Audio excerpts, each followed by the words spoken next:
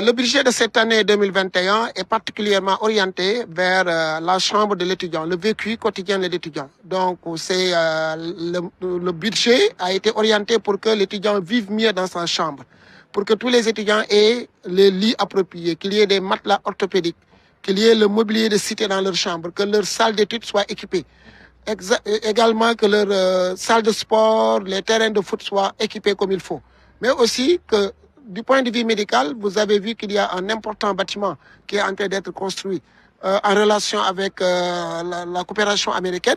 Ça aussi, c'est important de mettre le focus cette année du point de vue de l'équipement de cette infrastructure et du point de vue de la prise en charge médicale de manière générale.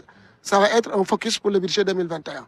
Donc, pour dire tout simplement que le social sera au cœur du budget de 2021, n'empêche qu'on va continuer quand même à consolider les acquis en termes d'environnement, en termes de cadre de vie.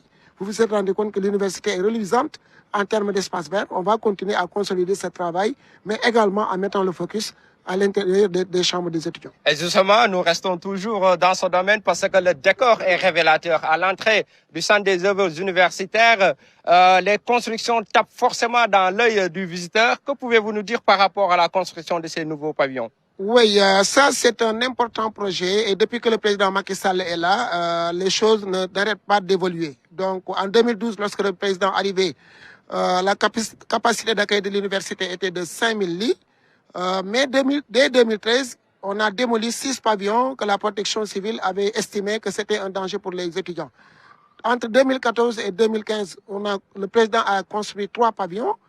Entre 2016 et 2018, 6 autres pavillons ont été construits, soit un total de 9 pavillons. Donc, ce qui a permis, de 2012 à 2018, de doubler les capacités d'accueil, la capacité d'accueil des campus sociaux, qui sont passés de 5000 lits à 10 000 lits.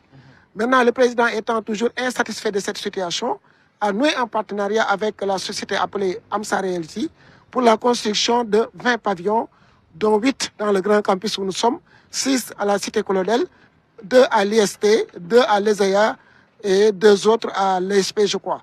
Donc, ça fait au total 20 pavillons qui vont encore doubler la capacité actuelle.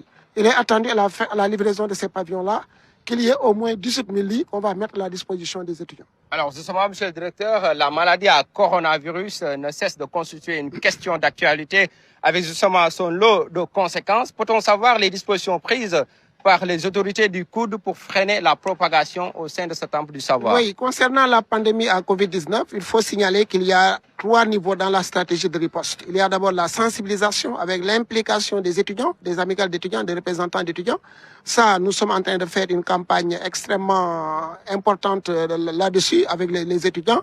Il y a ensuite le fait de doter les étudiants de produits, en tout cas, qui leur permettent de faire face à la maladie, en tout cas de respecter les mesures barrières. C'est à ce propos que, depuis janvier, 350 000 masques de manière globale ont été achetés et mis à la disposition des étudiants. La semaine passée, on a bouclé une campagne de distribution gratuite de masques avec l'installation de 25 stands de distribution gratuite de masques au niveau du grand campus et de toutes les cités universitaires.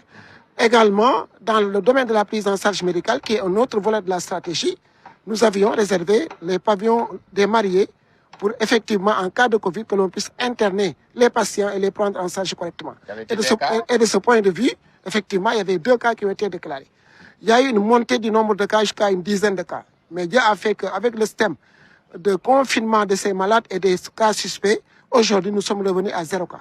Donc, ça veut dire que tout simplement, nous avons pris au sérieux la pandémie parce qu'on sait qu'on vit dans une agglomération très dense et il fallait anticiper sur les choses pour que véritablement la maladie puisse être stoppée et que les mesures appropriées puissent être prises.